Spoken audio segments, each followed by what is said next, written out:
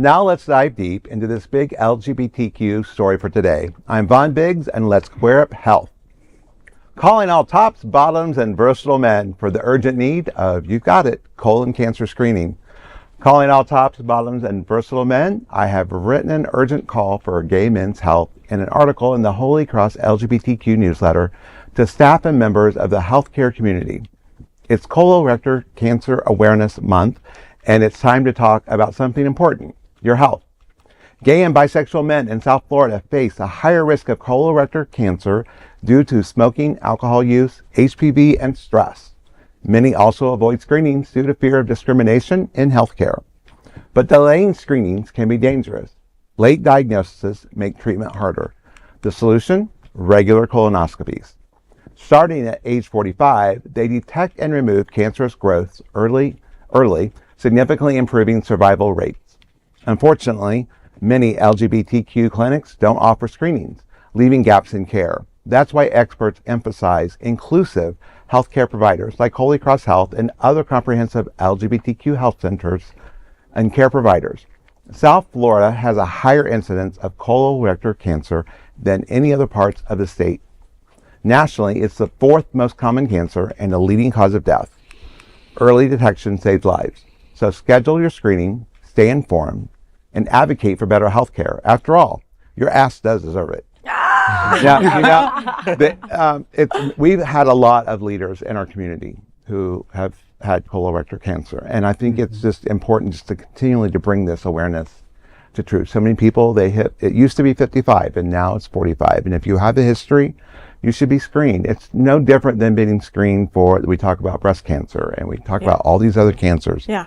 We just have got to do it. And the technology and the way to do it today is so much easier than it was many years ago. I mean, yeah, you still got to drink the fluid, and yeah, you still got to go through it, but it's a very quick process. Yeah, that used to be a couple days. Right. Now, in 2 days, you're good. But I pulled some statistics, and it was the CDC and SIR in 2024, an estimated 152,800 new cases is what they're estimating for this year. Wow. Which equates to 53,010 deaths are expected. Oh, Lord. So that underscores the importance of why we need to do these screenings early. And if you're going, and while I love our clinics and what we have around here, and obviously in South Florida, we have a lot of PrEP clinics, we have a lot of just HIV treatment clinics only.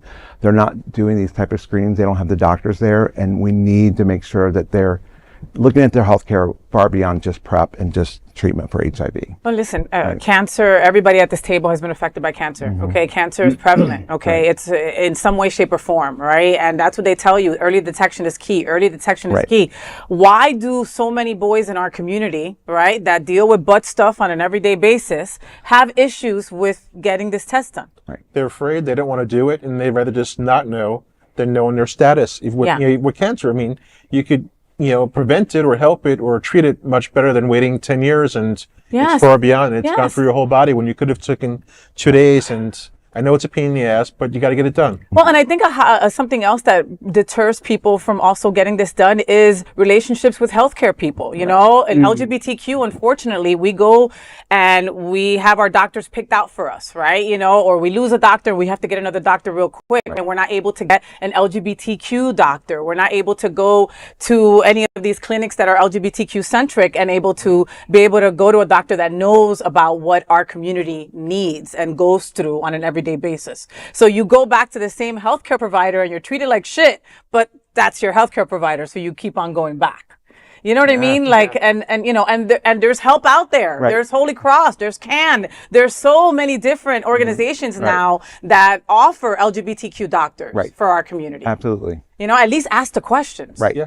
Get the referrals. Get the referrals. And if you have any kind of history in your family, your ass literally should have been there at 40. Right. And it's something that's so preventable because when you do a screening, if they find a polyp that would have turned into cancer, they can eliminate that. There's no chemotherapy. There's nothing, they can take care of that so that you have a long, healthy future of having sex in whatever way that you want to. And think if you let it go to the point where it becomes cancerous, some of the treatments that they have to do then will definitely impact your sex life. Yes. So if you enjoy sex and you want to have a great sex life, you need to go ahead and do this earlier than later. I had it done earlier in my 30s because I have a family history of it.